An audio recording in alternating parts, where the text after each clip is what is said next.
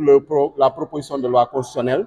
tendant à prolonger le mandat du président de la République de 6 mois et qui reporte de facto les élections, l'élection présidentielle. Et nous étions en train d'examiner le rapport de la commission. Après la lecture du rapporteur, nous avions soulevé ce qu'on appelle les questions préalables. Et ces questions préalables, sur le fondement de l'article 74 du règlement intérieur de l'Assemblée nationale, et ces questions préalables sont motivées par le fait que pour nous, il n'y a pas lieu à examiner ce texte-là, puisqu'il y a plusieurs vices de forme, plusieurs irrégularités, tendant, c'est-à-dire se fondant sur la violation de la Constitution et du règlement intérieur et du code électoral. Donc, c'est ce que depuis ce matin, les députés étaient en train de poser des questions préalables. Et à chaque fois qu'on a posé des questions préalables, vous voyez que le président a invité le président de la commission des lois à répondre, ainsi que le rapporteur de la commission des lois. Maintenant, après, on vient juste de terminer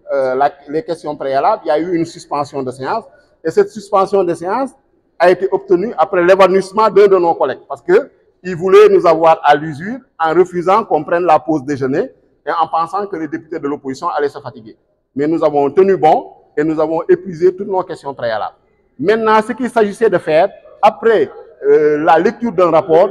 ceux qui sont membres de la commission et tous les députés ont le droit de faire des observations de forme sur le rapport. Et le président doit poser la question, est-ce qu'il y a des collègues qui veulent faire des observations de forme? Donc les collègues s'inscrivent, font des observations de forme, ensuite le rapporteur prend note, accepte ou ne les accepte pas, mais en tout cas, c'est ça la procédure qui est prévue par le règlement intérieur. Maintenant, quand on est rentré,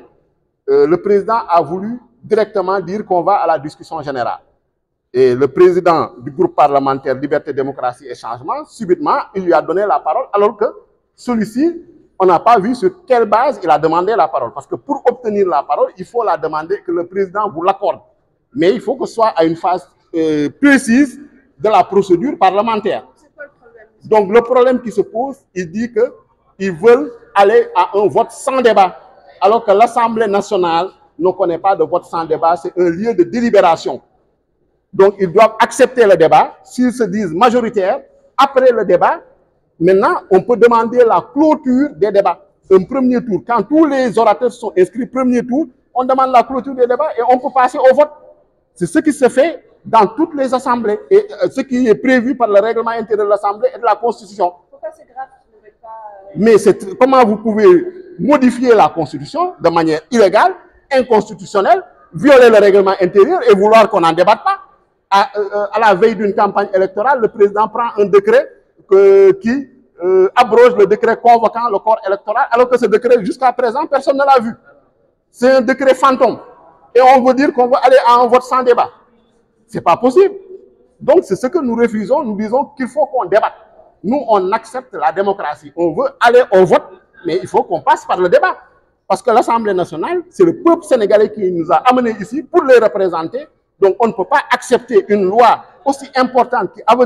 engage l'avenir du Sénégal, mais soit votée sans débat. Là, on en est là parce que le président, en complicité, le président de l'Assemblée nationale, je pèse bien mes mots, en complicité avec le président du groupe parlementaire Liberté, Démocratie et Changement, M. Mamadou Lamine Thiam, a tenté un forcing. Et maintenant, il veut faire intervenir le groupement, le GIGN contre les députés. Voilà le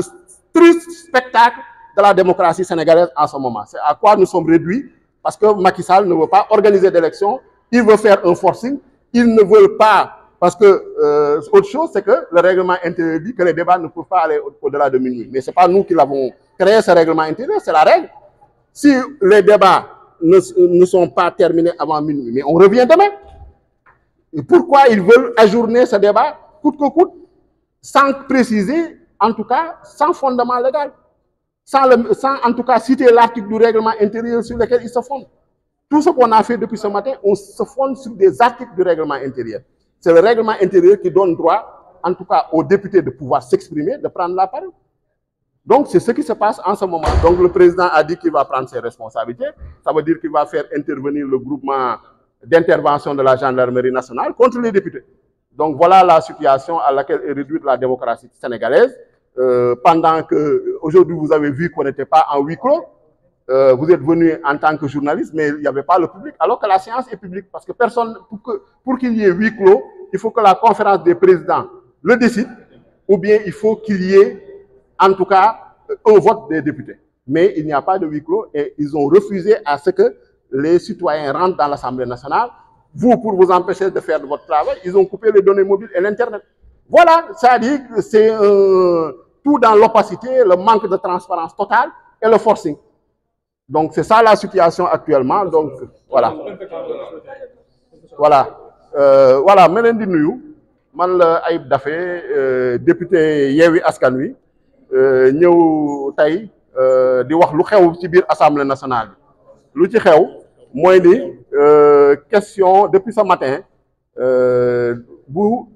rapporteur bi ñëwee lire le rapport commission parce que Assemblée nationale pour ñu mën a ñëw séance plénière loi boo indi il faut mu jaar commission donc ñun démb nañ ñu convoqué à 11h en conférence des présidents pour ñu programmer commission ak séance plénière bu ñu convoqué à 11h ñu ne ñu loi bi commission ba 15h ñu protesté ñu ne jotagoo leen distribuer loi bi député yi jotaguñ ko ñu ne non non c'est comme ça distribuer nañ ko ñëw leen 15h ñu def commission bi ñu bàyyi suñu programme yëpp ñëw 15h def commission débat ci commission bi ba pare débat bi jeex premier tour deuxième tour ñu dem vote amul coow ñu dem vote ñoom ñu am majorité il y a eu 22 voix 21 voix pour 9 voix contre nous on a voté contre léegi tey ñu ne séance plénière bi c'est à 11h mais bu ñu wootee séance plénière dañu gis ay conditions yoo xam ne règlement intérieur moo ko teg parce que ñoom ne dañu sukkandiku su ñu wooyee procédure d'urgence mais procédure d'urgence lu mu urgent dafa am ay règles yoo xam ne dañ ko war a respecter ci procédure parlementaire kenn mënu kaa dàq mooy rapport yi dañ ko war a joxe rapport commission yi dañ ko war a joxe 24 heures avant loolu rappelé nañ ko rappelé nañu également yenn règles yi nga xam ne moo jëm si lépp loo xam ne mooy incidence financière mooy texte boo xam ne dafa am incidence financière su jógee ci commission technique bi il faut que mu jaar ci commission des finances mais ñoom dañoo brûler étape boobu ñu rappelé leen ko léegi lu ñu doon def nii moom la règlement intérieur article 74 di woowee question préalable suñu liiree rapport bi ba pare député bu nekk am na sañ-sañ ne moom dafa am question préalable te dafa bëgg ñu dàq texte bi ba beneen yoon wax expliquer lu tax mu bëgg ñu dàq texte bi si procédure boobu nañu nekkoon léegi bu ñu paree question préalable dañu waroon nag observation de forme sur le rapport mais ñoom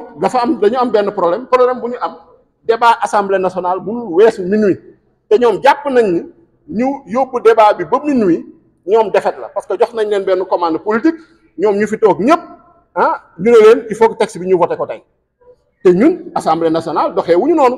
duñu une chambre d'enregistrement duñu ay maanaam des robots yoo xam ne dañu télécommandé ñëw def lu neex askan wi nañ fi toogal donc il faut que ñu respecter procédure ñu ne léegi nag rapport bi dafa am yoo xam ne liir ngeen ko mais d'accorduñ ci parce que rapport bi nit a ko bind ñun ñi nekkoon commissaire bi bokk ci commission bi am nañu droit joxe suñu observation ci rapport bi ñu ne loolu duñ ci àndu président assemblée nationale Amadou Mame Diop dem déggoo ak le président bu déposé résolution bi mu toog ba si yàgg rek ñu woo ko kenn xamul sur ban base nañ ko woowee rek mu jóg ñëw taxaw ne woy Lamine Thiam vous avez la parole ñu jox ko parole kenn xamul yan article la cité mu ne woy je demande un vote sans débat président bi balaa ñëw kii mu ne woy on passe au vote